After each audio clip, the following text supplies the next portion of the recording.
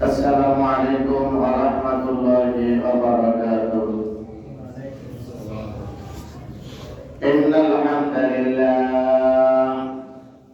نحمده ونستعينه ونستغفره ونعوذ بالله من شرور أنفسنا ومن سيئات أعمالنا. من يهده الله فلا مضل له ومن يضلله فلا هادي له. ونشهد أن لا إله إلا الله وحده لا شريك له. ونشهد أن سيدنا وسندنا وحبيب قلوبنا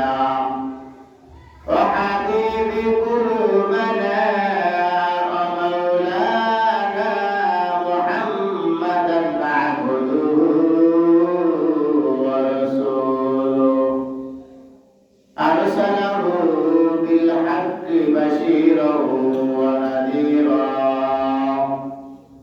وداعيا إلى الله بإذنه وسراجا منيرا. وقال تعالى: إن الله يأمر بالعدل والإحسان وإيتاء ذي القربى وينهى عن الفحشاء والمنكر والبغي يعظكم لعلكم تذكرون. وقال تعالى: إن الله وملائكته يصلون على النبي يا أيها الذين آمنوا صلوا عليه وسلموا تسليما. محبة الشريف درود إبراهيم قولي: اللهم صل على محمد وعلى آل محمد كما صليت على إبراهيم وعلى آل إبراهيم إنك حميد مجيد.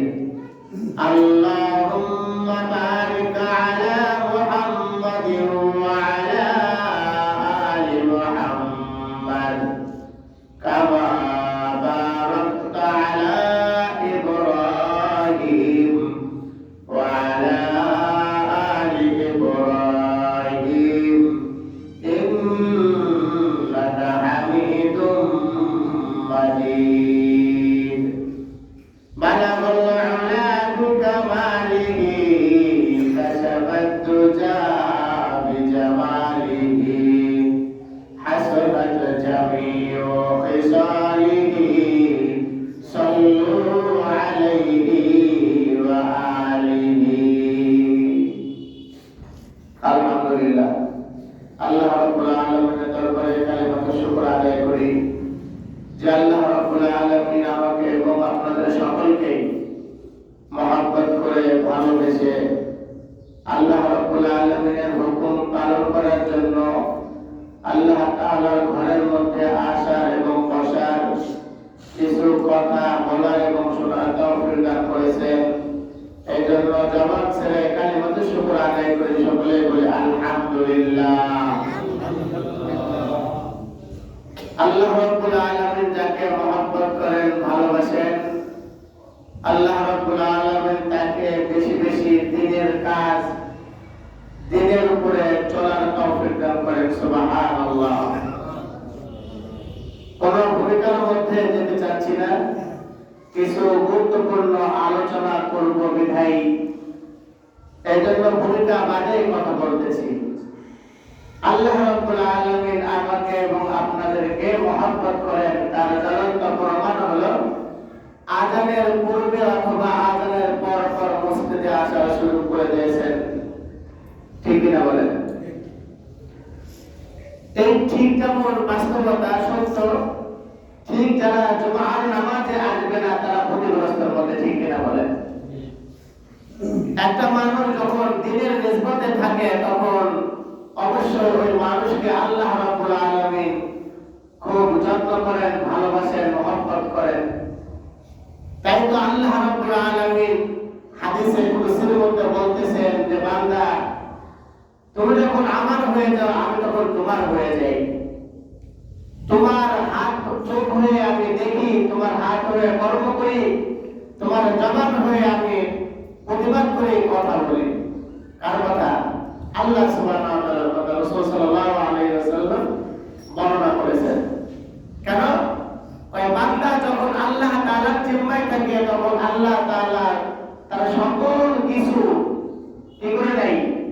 দায়িত্ব দেয় নাই। আযকুরুনি আযকুরুকুম ওয়াশকুরুলি ওয়ালা তাকফুরুন। বান্দা যেভাবে আল্লাহকে ডাকবে আল্লাহ তাআলা সেইভাবে তাকে স্মরণ করবে। যে মজলিসে আল্লাহ তাআলাকে যেভাবে ডাকা হবে সেই মজলিসে আল্লাহ তাআলা তার থেকে উত্তম মজলিসে আল্লাহ তাআলা তার নাম ধরে ধরে, বাবার নাম ধরে ধরে কি করবেন? তাকে স্মরণ করবেন। তাহলে বোঝা যাচ্ছে যে আল্লাহ রাব্বুল আলামিন আমাদেরকে মহব্বত করেন, ভালোবাসেন। তার কি প্রমাণ? যে তার ঘরের মধ্যে আসার সুযোগ করে দিয়েছে, ঠিক কিনা বলেন? একজন অমুসলিম সে কখনো ইচ্ছা করলেও এই করে ঢুকতে পারবে? কখনো পারবে না। ঠিক একটা মুসলমান সে যদি চিন্তা করে যে আমার গায়ের পরে আমার শক্তির বলে আমি মসজিদে যাব, এটা তার ভুল ধারণা, ঠিক কিনা বলেন?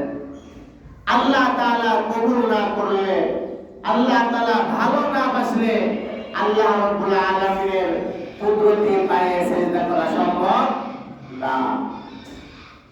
তাহলে এখানে বোঝা যাচ্ছে যে আল্লাহ রাব্বুল আলামিন আমাদেরকে ভালোবাসেন। আর ভালোবাসেন না কাদেরকে? এই বিষয়টা তো জানা দরকার, ঠিক কিনা? খালি একতরফা জানলে হবে না। খালি একতরফা ওয়াজ শুনলাম, খালি ভালো ভালো ভালো, খারাপের দিকে যদি না চাই তাহলে ভালোর মানটাও বাড়ে না, ঠিক কিনা বলেন? যখন এই খারাপটা বোঝা যায় তখন ভালোর মানটা বেড়ে যায়। আর যখন ভালোর মানটা দেখা যায়, বোঝা যায়, তখন খারাপটা আমার সামনে, আপনার সামনে সুস্পষ্ট হয়ে যায়। এই খারাপটা আর করা যাবে না, এটা খারাপ। মুআজ্জাজ মুহতারাম, গত 2 দিন আগে, গত রাতেও আপনাদের মহল্লার মধ্যে গান হয়েছে কি হয়েছে না? গান হয়েছে কি হয়েছে না? কথা বলেন, হয়েছে না? যার নাম মেলা টুনটুনি নাকি টুনটুন ফকির, সে তার দলবল নিয়ে বা সে তার সংগঠন নিয়ে যে গানের আসর করলো, এটা ভালো কাজ না খারাপ কাজ? কর সবাই জবান ছেড়ে বলেন, খারাপ কাজ না ভালো কাজ? এই খারাপ কাজ, যেটা যে খারাপ কাজ, এটাকে আপনারা সবাইকে জানেন। ছোট বড় যাদের আকল আছে, জ্ঞান আছে, গান এটা ইসলামে হারাম না হালাল? সবাই বলেন হারাম না হালাল? যদি হারাম হয় তাহলে কেন আমাদের মহল্লার মধ্যে মুসলিম হয়ে, মুসলমান হয়ে আমরা এটাকে কিভাবে সাপোর্ট করলাম? এখনো সেই ঈমান আমাদের দুর্বল হয় নাই। এখনো সেই সময় আসে নাই যে খারাপ কিছু দেখে আমরা মুখ বসে গেলে সহ্য করে থাকবো। এমন সময় কি এসেছে? রাসূল সাল্লাল্লাহু আলাইহি ওয়াসাল্লামের হাদিস যে ঈমানের সর্বনিম্ন দুর্বল ঈমানদার যে ব্যক্তি স্তর, সেটা হলো কি করবে? দেখে ঘৃণা করবে। আমার শক্তি নাই, আমার বলার ক্ষমতা নাই, এই জন্য আমি মনে মনে ঘৃণা করলাম। এই সময়টা কি এখনো এসছে? বলেন তো আসছে নাকি? কথা যায় আসছে এই সময়টা? তাহলে যদি না আসে তাহলে 98% মুসলমান এই দেশে বাস করে কি করে না? এই মহল্লার মধ্যে 98% মুসলমান বসবাস করে কি করে না? ওই টুনটুনি ফকির উনি কি মুসলমান কিনা? যারা এই গানের আয়োজন করেছে তারা মুসলমান কিনা? তাহলে তারা মুসলমান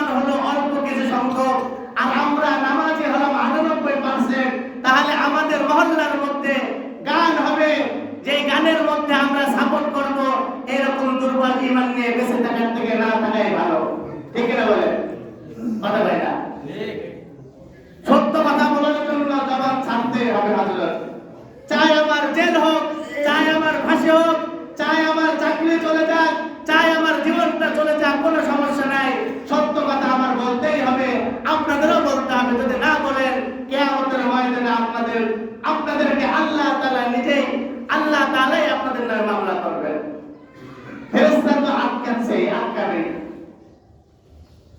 আমার কথা হলো স্পষ্ট কথা, যদি ভালো কাজ আর মন্দ কাজ যদি হয়ে থাকে, কোরআন ও হাদিসের কথা সুস্পষ্ট কথা, ইসলামে গান হারাম, তাহলে সেই গান বাজনা আমাদের সমাজের মধ্যে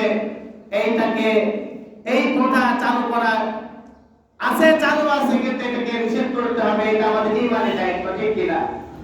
তারপরেও যদি কেউ দুঃসাহস দেখায়, যদি আমরা ওই পরিমাণ ঈমানের সর্বনিম্ন স্তরে যদি চলে যাই, তখন আমরা মুখ বুজে শ্রবণ করবো, আর কিছুই বলবো না, আর কিছু বলবো না। যে আমাদের ঈমানের সর্বনিম্ন স্তর এর নিচে আমরা কথা বলার ইখতিয়ার রাখি না, ঠিক না বলেন? তাই এই মেলার মধ্যে যারা মেলার আয়োজন করলো, গান বাজনা শুনলো, আমি আমার বাসা থেকে গান শুনি আপনাদের এখানকার, আমি সুন্নত নফল নামাজে দাঁড়াই, আপনারা এখানকার গান আমার কানে যায়, তাহলে আপনারা এখানে যারা আছেন তাদের ঘুমের কি ব্যাঘাত ঘটে নাই? তাদের কি গান কি কানে যায় নাই? তাহলে কিভাবে আপনারা মুসলমান হয়ে এটাকে বরদাস্ত করলেন? কিন্তু আপনাদের মধ্যে একদল আছে এমন সুশীল সমাজ, যারা রাত 12টা 1টা পর্যন্ত ওয়াজ মাহফিল হলে তাদের গায়ে জ্বালাপালা ধরে যায়। আরে নাফরমান, তোর যদি কোরআনের কথা শুনে যদি গায়ে জ্বালাপালা ধরে, তাহলে তুই মুসলমান না, তুই একটা মুনাফিক, ঠিক কিনা বলেন? ঠিক এর আওয়াজ তো আওয়াজ হয় না। কারণ ইসলামের কথা যে ব্যক্তি শুনলে তার গায়ে সমস্যা হয়, গায়ে জ্বালাপালা ধরে, সাউন্ড কমাইতে বলা হয়, তাহলে তুমি মুসলমান, তোমার বাড়ির পাশে গান বাজে, বক্স বাজে রাত 12টা 1টা পর্যন্ত, তখন তোমার হৃদয়ের মধ্যে দোলা লাগে, তুমি কিসের মুসলমান, আর তুমি কিসের ইমানদার, আর তুমি নামাজ পড়বা লাভটা কি? তাহলে বড় আফসোস আর দুঃখ নিয়ে কথাগুলো বলা লাগছে। লালন ও তো একটা জাহান্নামী, ওর কথা বাদ দিতে তো সরকারকে জেলা পর্যায় থেকে শুরু করে সরকারি ভাবে ওকে একটা অনুমোদন দেওয়া, আপনার এইটাকে অনুমোদন দেওয়া নাকি? এটা কি সরকার অনুমোদন দিয়েছে? মহল্লার মধ্যে এতটুকু একটা জায়গায়, শহরের মধ্যে, শহরের প্রাণ কেন্দ্রের মধ্যে, যেখানে মানুষ বসবাস করে, ভদ্র ফ্যামিলি বসবাস করে, ইউনিভার্সিটির ছেলেপেলে লেখাপড়া করে, ইউনিভার্সিটিতে চাকরি করে, সুশীল সমাজ আপনারা, আপনাদের ঘরের মধ্যে, পেটের মধ্যে এরকম মুসলিম ঘর গাঞ্জাখোর, তারা গানের আসর করবে, আর আপনারা সুশীল সমাজ সেইটাকে মুখ পেতে বেঁচে নিয়ে মেনে নিয়ে, আর আপনারা সেই জায়গায় যাওয়া, এইটাকে মুসলমানের কোনো কথা হইতে পারে? কখনো মুসলমানের এটা হইতে পারে না। আমি শুরুতে বলেছি গুরুত্বপূর্ণ কিছু কথা, সেই গুরুত্বপূর্ণ কথা হলো এইগুলো। কেন এইগুলো আমি আমাদের সমাজের মধ্যে চালু করব? এর জন্য প্রথম দায়ী হবে এই ইউনিয়নের যারা মেম্বার আছেন, তাদেরকে বলা হয় কমিশনার, তারপরে আছেন দায়িত্বশীল সমাজ প্রধান, তারপরে দায়িত্বশীল যারা থাকবেন মসজিদ মাদ্রাসার কমিটি মহোদয়, তারপরে থাকবে যার অভিভাবক, পুরুষ গার্ডিয়ান। প্রত্যেকে যদি আমরা একতা হয়ে যদি খারাপের বিরুদ্ধে যদি দাঁড়াই, এই খারাপ বাতিল আমাদের থেকে পালন করবে, ঠিক কিনা বলেন? এই কথা খালি এক ইমাম সাহেবের বলার কথা না, এই কাজ ইমাম সাহেবের না একা। এই ইমাম সাহেব চলে যাবে, এখানে আবার ইমাম আসবে, এখানে ইমাম সাহেব চলে যাবে, আবার আসবে, কিন্তু মহল্লাবাসী আপনারাই থাকবেন। আপনি চলে যাবেন, আপনার ছেলে থাকবে, আপনার ছেলে চলে যাবে, তার ছেলে থাকবে, তার ছেলে চলে যাবে, তার ছেলে থাকবে। এই মহল্লায় আপনাদের মহল্লা, আপনারাই থাকবেন। অতএব যত খারাপি আছে, এই খারাপি দূর করার দায়িত্ব একমাত্র আপনাদের, ইমাম সাহেবের কোনো কাজ নাই। যদি ইমাম সাহেবের যদি কাজ হয়, তাহলে ইমাম সাহেব এখান থেকে যা বলবে সেইটা প্রত্যেকটা পুরুষ নির্দ্বিধায় সেটা বাস্তবায়ন করতে বাধ্য। যে করবে না তার জন্য ওই ইমাম সাহেব যে পদক্ষেপ নেবে সেই পদক্ষেপ ওই পরিবার মেনে নিতে বাধ্য। কারণ আমরা মুসলমান জাতি ধ্বংস হয়ে যাচ্ছি কেন? আমাদের নিজের কারণে আমরা ধ্বংস হয়ে যাচ্ছি। গত সপ্তাহের আলোচনার মধ্যে বলেছিলাম, আপনার বাংলাদেশে বসবাস করেন, আপনার স্বাধীনতা আছে। আপনি আওয়ামী লীগ করবেন, আপনার স্বাধীনতা। বিএনপি করবেন, স্বাধীনতা। জামাত করবেন, স্বাধীনতা। জাতীয় পার্টি করবেন, স্বাধীনতা। কিন্তু আপনি মনে রাখবেন যে আপনি একজন মুসলমান। বলছিলাম না এই কথাটা? কেন বলেছিলাম? আপনার স্বাধীনতা যদি হয়, একজন ইমামের স্বাধীনতা, একজন মুসলমানের স্বাধীনতা, একজন ইমানদারের স্বাধীনতা হলো খারাপ দেখলে তার প্রতিবাদ করবে, ঠিক কিনা বলেন? এই পর্যন্ত কি কোনোদিন দেখেছেন যে কোন হিন্দু বিশাল মারামারি হয়েছে দেখেছেন? কোন হিন্দুকে আক্রমণ করেছে দেখেছেন? কোন খ্রিস্টানকে হত্যা করেছে দেখেছেন? কোন ইহুদিকে হত্যা করেছে দেখেছেন? না। পুলিশে মারামারি নাই, আর্মির মধ্যে মারামারি নাই, বিজিবির মধ্যে মারামারি নাই। তাহলে আমাদের মধ্যে কেন এত মারামারি? আমাদের মধ্যে কেন এত মতভেদ? আমি আজকে ওই টুনটুনি ফকিরের বিরুদ্ধে কথা বলছি। আমি একা কেন কথা বলবো? আপনারা মুসলমান, সেই ইসলাম বিরোধী একটা কাজ করেছে, এখানে প্রত্যেকের কথা বলা দায়িত্ব, ইমানি দায়িত্ব। স্বাধীনতা দেওয়া হয়েছে বিধায় আপনি মুসলমানের রাষ্ট্রে বা মুসলমান মহল্লার মধ্যে, নামাজি মহল্লাদের মধ্যে আপনি যা ইচ্ছা তাই করবেন, যখন যা ইচ্ছা গান বাজাবেন। এইটা ইসলাম আপনাকে এই অনুমতি দেয় নাই। ইসলাম অনুমতি দিয়েছে যদি ইসলামী রাষ্ট্র ব্যবস্থা যদি হয়, একটা হিন্দুর জন্য শুকুর খাওয়া যায়, সে ইসলাম কি করবে? একটা শুকুর, সে শুকুর আমদানি করবে তাদের জন্য, যাদের জন্য শুকুর খাওয়া যায়। ইসলামী রাষ্ট্র ব্যবস্থা হলে এমন যে একজন হিন্দুর জন্য তাদের কিতাবের মধ্যে মদ খাওয়া যেমন জায়েজ, তাহলে সেই মুসলমান রাষ্ট্র হলে তাহলে সেই মদ ওই মুসলমান শাসক সেই মদ বিদেশ থেকে আমদানি করে তাদেরকে আমদানি করে খাওয়াবে। ইসলাম এমন একটা সুন্দর রাষ্ট্র ব্যবস্থা। আর ওই ইসলামের মধ্যে, রাষ্ট্র ব্যবস্থার মধ্যে, আর আমরা মুসলমান 98% মুসলমান, যে মহল্লার মধ্যে 98% জায়গায় 100% আমরা মুসলমান। আর আমাদের মুসলমান গান বাজনা করবে, আমার মুসলমান খারাপ কাজ করবে, আর আমি মুসলমান হয়ে প্রতিবাদ করব না, এইটা পশ্চিম দলও হইতে পারে না।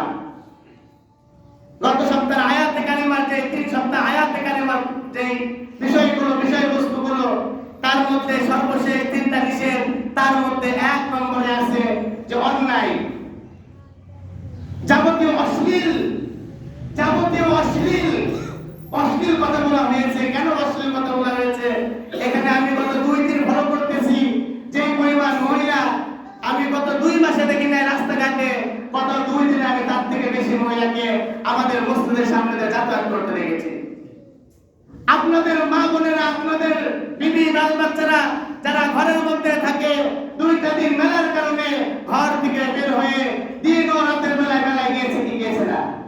তাহলে এই মেলা যদি আমার বিবিকে ঘর থেকে বের করতে পারে, আমার মেয়েকে যদি বের করতে পারে, তাহলে এই মেলা হইতে পারে না। এইটা জঘন্যতম একটা খারাপ কাজ, এর প্রতিবাদ করে তুলতেই হবে, এটা মুসলমানের দায়িত্ব। আমার বিবি গত 2 মাস ঘর থেকে বের হয় নাই, 6 মাস ঘর থেকে বের হয় নাই, 8 মাস ঘর থেকে বের হয় নাই, কিন্তু মেলা আসছে আর আমার কাছে আবদার করছে যে একটু মেলায় চলো। তাহলে এই মেলাকে আমার বিবির জন্য, আমার জন্য কোনো কল্যাণ বয়ে আছে? আমার বিবি তো যখন বলে মাহফিলের কথা, চলেন অমুক জায়গায় মাহফিলে যাই, ওই মাহফিলে তো আমার বিবিকে নিয়ে মাহফিলে তো যাই না। এই জন্য মুসলমান এই অশ্লীল কাজকে প্রশ্রয় দেওয়া যাবে না, ঠিক কিনা বলেন? অশ্লীল কাজকে মাথায় তুলে রাখা যাবে না। যদি আমার জীবন চলে যায় যাক, যদি এইটার জন্য আমাকে সমাজ থেকে বিতাড়িত করে দেয় দেখ, যদি আমাকে সমাজ থেকে যদি বের করে দেয় দেখ, কিন্তু আমি আমার সঠিক পথে, আল্লাহর পথে আমার চলতেই হবে। এইটাই হলো আল্লাহ তাআলার আদেশ। অশ্লীল কাজ থেকে তোমরা বিরত নিজে থাকো এবং যে করবে তাকে তোমরা বাধা প্রদান করো। তারপরে বলছে অন্যায়, যত ধরনের অন্যায় আছে সকল অন্যায়কে প্রতিবাদ করা, অন্যায় নিজে না করা আর অন্যায় থেকে মানুষকে আহ্বান করা যে এই অন্যায় কাজ আমি যেমন করি না তোমাকে করতে দেব না। আমাদের সমাজে আল্লাহ তাআলা আফসোস করে বলেন, এই বান্দা তুই যে নাফরমানি করিস, তোরে আমি খাওয়াই পড়াই সব কিছু করি, যদি তোর নাফরমানি করতে যদি মন চাই তাহলে আমার দুনিয়া থেকে বের হয়ে যা। কত বড় কথা! যদি আপনারা যদি আমাকে বলেন ইমাম সাহেব আমাদের মহল্লায় থাকতে হলে, তাহলে আমরা যেইটা বলবো যেভাবে বলবো সেইভাবেই চলতে হবে। যদি আপনার ভালো কাজ করতেই যদি হয় তাহলে আপনি অন্য মহল্লায় যাই করেন, আমি আপনাদেরকে সাধুবাদ জানাবো। 1 সেকেন্ড দেরি করবো না, 1 সেকেন্ড দেরি করবো না। আর যদি আপনারা আমাকে অফার করেন, এই মোল্লা তোমাকে রাখা হয়েছে, যত অন্যায় কাজ করা হয় তুমি সেই অন্যায়ের বিরুদ্ধে বলবা। যদি অন্যায়ের বিরুদ্ধে বলতে না পারো, আমার মহল্লায় তোমার জায়গা নাই, যেখানে অন্যায় বললে সমস্যা হয় তুমি সমস্যা হয় না, তুমি সেখানে যাও। আমি কিঞ্চিত পরিমাণ এই অফারটা নিতে মিস করবো না। আমি যদি মিস না করি তাহলে আপনাদেরকে ওই আল্লাহ তাআলা শানুহু যে অফারটা দিয়েছেন, অশ্লীল কাজ করবে না, অশ্লীল কাজ করতে দিবা না, তাহলে এই অফারটা আপনারা নেবেন না কেন? যেখানে আল্লাহ তাআলা বলছে অন্যায় কাজ করবে না, অন্যায় কাজ করতে দিবা না, তাহলে ও মুসলমান ইমানদার 5 ওয়াক্ত নামাজ পড়েন, রমজানের রোজা রাখেন, হজের সময় হজ করেন, যাকাতের সময় যাকাত দেন, তাহলে এই অফারটা আপনারা নেবেন না কেন? যদি অফারটা না নেন তাহলে বোঝা যাবে আপনার মধ্যে যে ঈমান আছে, ঈমানটা দুর্বল। আর এই কারণে ওই ঈমান নিয়ে জান্নাতের আশা তো দূরের কথা, জান্নাতের সুঘ্রাণ পাওয়ার কোনো যোগ্যতা রাখেন না। আমি নিজেই রাখি না আমি যদি ভয় পাই। তারপরে বলতেছেন অসৎ কাজ হইতে বিরত থাকা। অসৎ কাজ, যত ধরনের অসৎ কাজ আছে, খারাপ কাজ আছে, সেই খারাপ কাজ থেকে নিজে বিরত থাকতে হবে।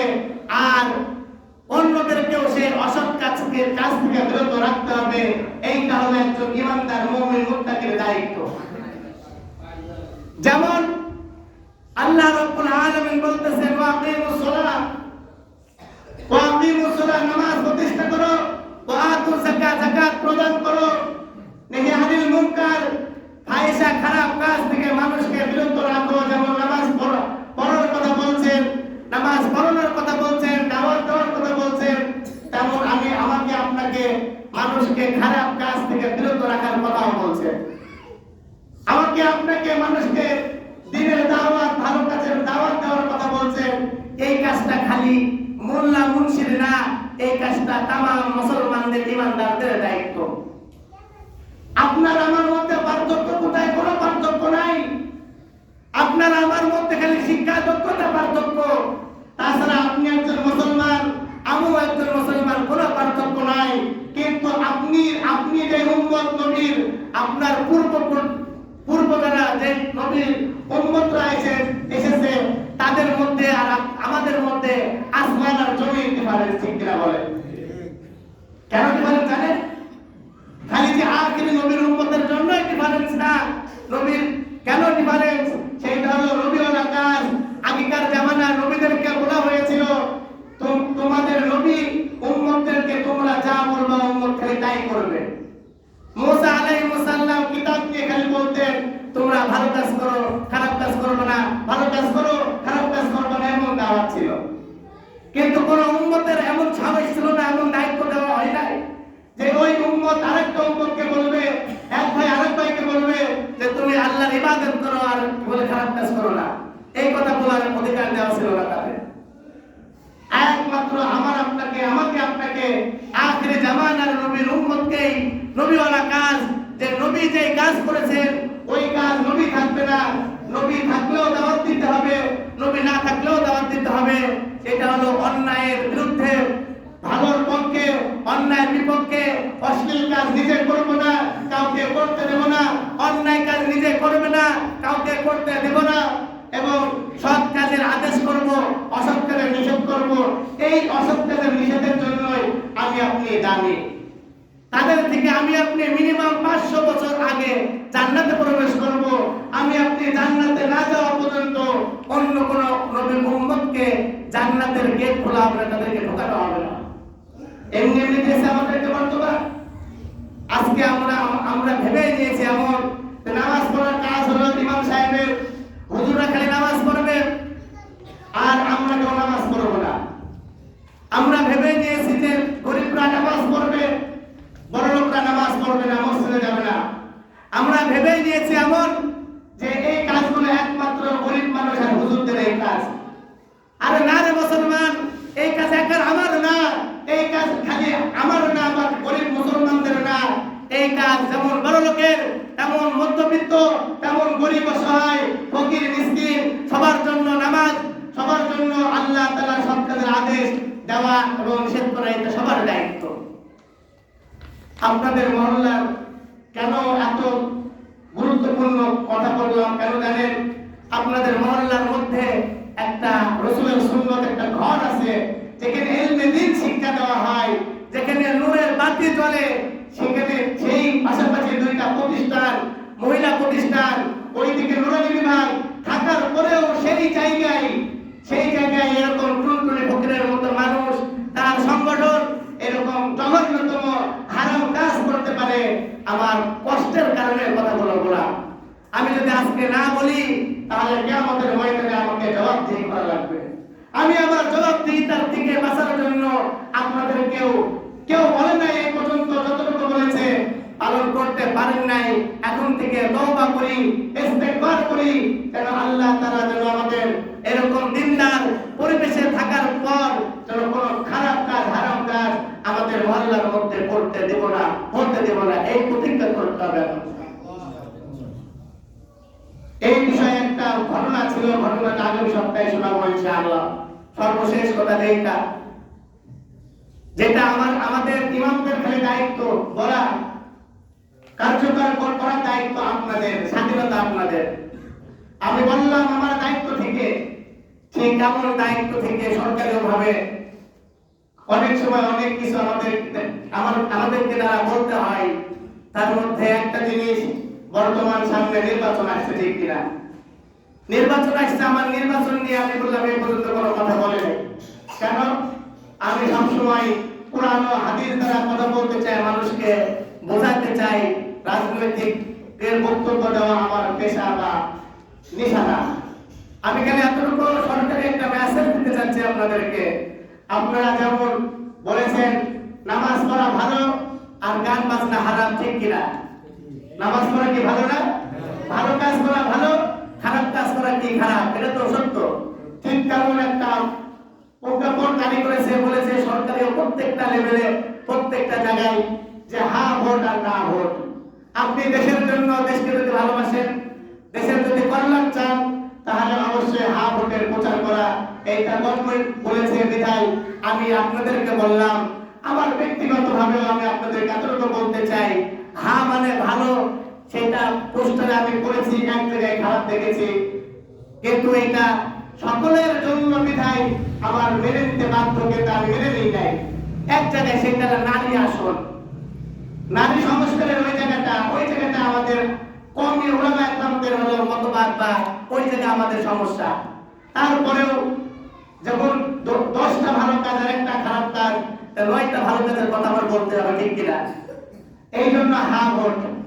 আর যদি না ভোটে সব খারাপ, দেশের অকল্যাণ হলো না ভোট। এই জন্য আমি সরকারের যে প্রজ্ঞাপন হিসাবে আপনাদেরকে মেসেজ, যে হা ভোট দিলে দেশের কল্যাণ, না ভোট দিলে দেশের অকল্যাণ। কারণ একতরফা সবকিছু করা সম্ভব না। আমি এখানে বসে আমার মন মতো কথা বলতে গেলে হবে না। আমার কথা বলতে হলে কোরআন ও হাদিসের কথা বলতে হবে, ঠিক কিনা? আমি সরকারি দেশে বসবাস করে, যেখানে গভর্নমেন্টের কথা ফলো করাও কি এক ধরনের ইবাদত, দায়িত্ব। সেই দায়িত্ব থেকে হা ভোটের বিষয় বললাম। সামনে 12 তারিখে যে ভোট হবে, আপনি যাকে ইচ্ছা তাকে ভোট দেন, এইটা আমার কোনো যায় আসে না। আপনার স্বাধীনতা আছে ভোট দেওয়ার, আপনি ভোট দেন, কিন্তু হা ভোটের জন্য, দেশের জন্য হা এবং না ভোট। যদি হা ভোট দেন তাহলে দেশের কল্যাণ। আমি যতটুকু করেছি আমার কাছে একটা বাদে সব ভালো লেগেছে, আমি রাজি। এখন আপনাদেরকেও সেই সরকারের দিক থেকে বলতেছি, হা ভোটের জন্য আপনারা হা ভোট দেবেন, দেশের জন্য, দেশের স্বার্থে, আমাদের সোনার বাংলাদেশ, সোনার দেশকে আরো সোনার দেশ বানানোর জন্য আমাদের হা ভোট দরকার। অবশ্যই হা ভোট দিতে হবে। তারপরে স্বাধীনতা আপনার, আমার বলার দরকার, সরকারের ভাবে বললাম, পালন করার দায়িত্ব আপনাদের। আল্লাহ তাআলা আমল করার তৌফিক দান করুন। আমিন।